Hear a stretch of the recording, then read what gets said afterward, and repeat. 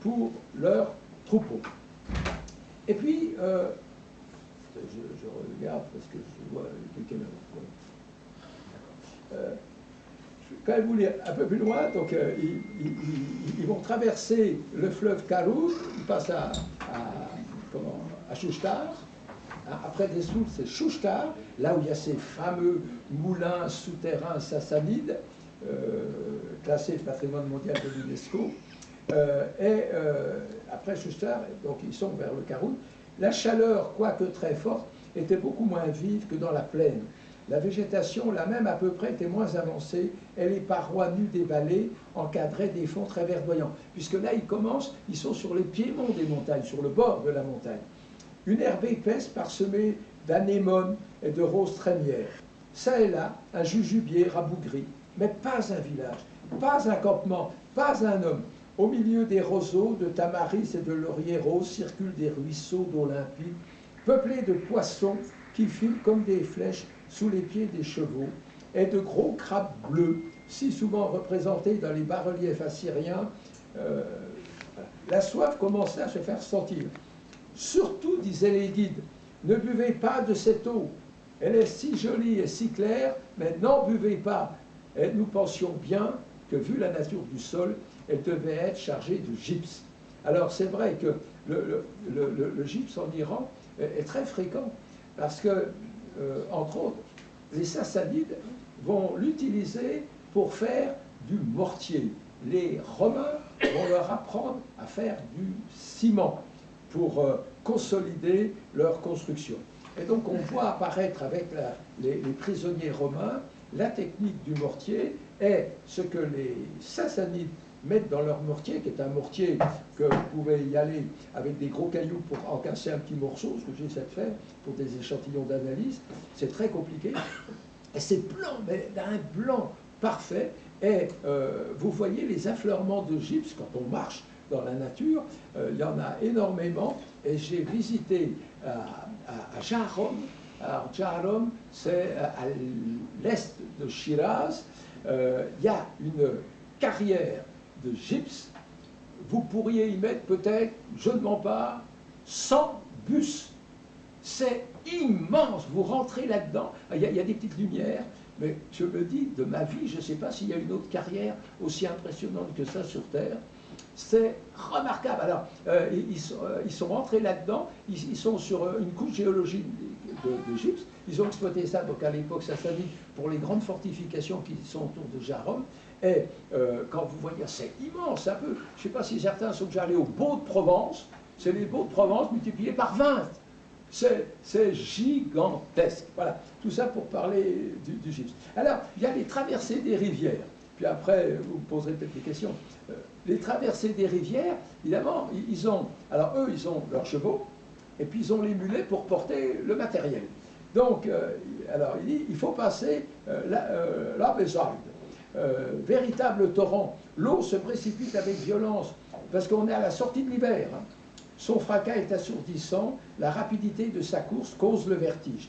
Quand on veut le traverser, on perd complètement la notion de son mouvement personnel. On ne peut se rendre compte si l'on avance ou si l'on dérive. La largeur de la rivière est de 40 mètres.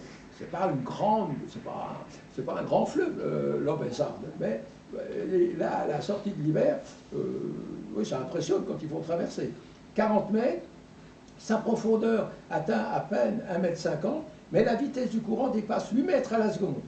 Nous pûmes d'ailleurs apprécier sa force. Un de nos guides y entra. Arrivé au milieu, cheval et cavalier roulèrent ensemble. Ils furent traînés pendant plus de 100 mètres sans pouvoir réussir à reprendre pied. Et se seraient noyés sans un vent de gravier qui les arrêta. Voilà, et blablabla. Et par malheur, le guide portait le pied de notre appareil photographique qui disparut dans la chute. Alors, les bestioles qui sont dans le Rouzestan, les lièvres sont extraordinairement rares. C'est peut-être grâce au prodigieux développement de la jante canine, car les chacals et les loups sont très abondants. Donc on est en 1895, 85. Tous les soirs, dès le soleil couché, ils nous fatiguaient de leurs lugubres hurlements. Les lions même ne font pas défaut. Ils trouvent un refuge dans les forêts de saules et de tamaris qui bordent les fleuves. Vous imaginez 1885, dans le Rouzestan, dans la région de Harvaz, parce qu'ils sont à peu près là, là ils sont vers Ram Hormoz, exactement. Voilà, il y avait des lions. Enfin, c'est un Iran qu'on n'imagine pas, quoi. C'était avant, évidemment, les grandes révolutions du XXe siècle. Voilà. Je pourrais aller comme ça. C'est tout le long. Il y en a sur les 200 et quelques, les 230 pages. Il y a plus de la moitié. Vous voyez, j'ai mis des tas de marques où ils décrivent la situation, comment même la nuit, alors ils sont réveillés parce que des fois, quand il y a un petit village, ils essaient d'aller plutôt vers les villages pour pas être tout seul et isolé dans la campagne, ne serait-ce que par rapport aux lions, ainsi de suite qu'il y a. Et il y a des gens de la population qui cherchent à leur voler leur matériel, même ils n'en feront rien, mais c'est nouveau, donc c'est la patte de quelque chose. Et donc ils racontent les mésaventures qu'ils ont, donc ils tirent en l'air, enfin bon, puis après tout s'arrange quand même, parce qu'il faut aussi, ils ont besoin de la population, parce que le long du chemin, je me disais, mais comment ils font pour se nourrir? Alors ils achètent des poulets, ils ont fait des cures de poulets, c'est un peu comme aujourd'hui, parce que dans les rues de Téhéran aujourd'hui, il y a les rôtisseries, comme c'est la viande la moins chère, il y en a à peu près tous les 25 mètres, dans le nord, je parle de Ertatschrich. Et bien donc là, c'est vrai, ils mangent du poulet tous les jours, donc ils achètent le poulet aux paysans, quoi, mais qui sont des pseudo-nomades. Alors, c'est un terme, ça, qui aujourd'hui, enfin, me heurte quand on dit les nomades Rachraï ou les nomades Bartiari. Ce ne sont pas des vrais nomades. Les nomades, ce sont des gens qui partent d'un point X, qui vont à un point Y, qui vont passer 5 mois. Les nomades iraniens, ils ne font pas ça. Les nomades iraniens, ils partent aujourd'hui, et 4 jours après, ils sont là où ils doivent aller dans leur campement d'hiver ou d'été. Donc c'est de la transhumance dans notre vocabulaire français. Vous voyez, le mot est impropre de dire nomade, mais ça passe, tout le monde dit nomade Rachraï, bon, Achaïer, tant pis, voilà. Mais c'est différent. Et donc, ces populations-là, c'est pour ça qu'ils disent souvent qu'il n'y a pas un village et rien, parce qu'ils sont montés dans les monts Zagros pour chercher la fraîcheur et l'eau potable. Parce que de l'eau, il y en a en bas, mais elle n'est pas potable. C'est ça le problème. Et donc, voilà, et ils vont parcourir, enfin c'est ça, pendant 6 mois, ils ne vont pas s'arrêter, quoi. Et ils s'en vont, ils décrivent tout le parcours, j'ai mis une carte à l'intérieur, j'ai reconstitué un peu l'itinéraire pour aller jusqu'à Boucher, puis de Boucher, ils s'en vont en direction de Bichapour, qui est une ville qui a été créée par Chapour Ier avec des prisonniers romains en 240. Aujourd'hui, on ne voit plus rien. Enfin, il y a encore quelques murailles, mais il y a quand même des temples qui ont été fouillés. Il y a un temple ancien qui a été converti en mosquée. Enfin, ils ont récupéré exactement la structure du temple, mais ils l'ont baptisé mosquée. Je pense que c'était les premiers Arabes qui sont passés par là. Ils ont récupéré ça. Parce qu'ils ne savaient pas construire de mosquée, hein, les Arabes, quand ils sont arrivés en Perse.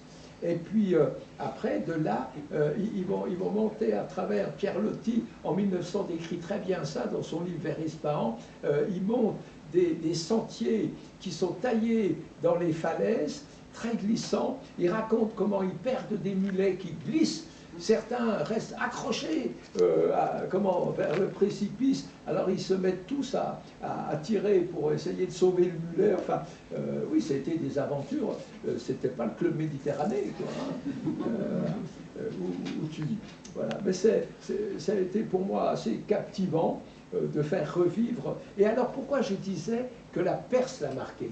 Parce que déjà, il a donc été sous la direction de ce Marcel Dieulafoy, mais ce Marcel Dieulafoy avait 25 ans plus que lui.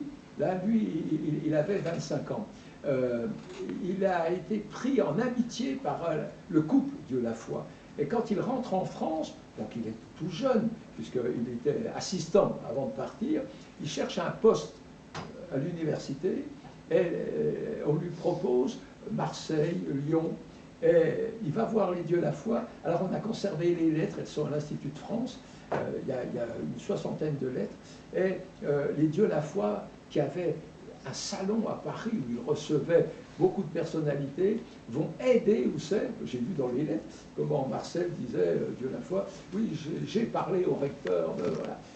Et donc il va trouver un poste, bon, à Lyon pendant une année, mais après il va être rapatrié sur Paris, et il va enseigner à l'École normale supérieure, et il va devenir doyen de la faculté des sciences de Paris. Parce qu'il s'était fait repérer. Parce que quand il est revenu de Perse, à Lyon, pendant un an, mais après à Paris, il va faire des conférences, il va faire des communications à l'Institut de France, il va publier des livres sur ses expériences, aussi bien il écrit des articles sur la géologie, il n'était pas géologue, mais il écrit des articles avec des cartes, il fait des relevés, c'était les premières cartes géologiques du Khouzestan. Il écrit donc la géologie, la géographie, il fait une conférence à la Chambre de commerce de Lyon où il va raconter ce qu'est l'économie de la Perse du Sud, telle qu'il l'a vue. Donc il prenait des notes tout le temps pour après pouvoir retraiter ça. Mais sa santé sera affaiblie parce que dès qu'il rentre en France, presque tous les ans, il est arrêté, il se ramasse pendant l'hiver une infection, et tous les printemps, il est obligé d'aller en soins, si je puis dire, alors tantôt en Bretagne, tantôt chez un ami dans l'Oise, dans la baie de Somme, et tantôt chez ses beaux-parents du côté du lac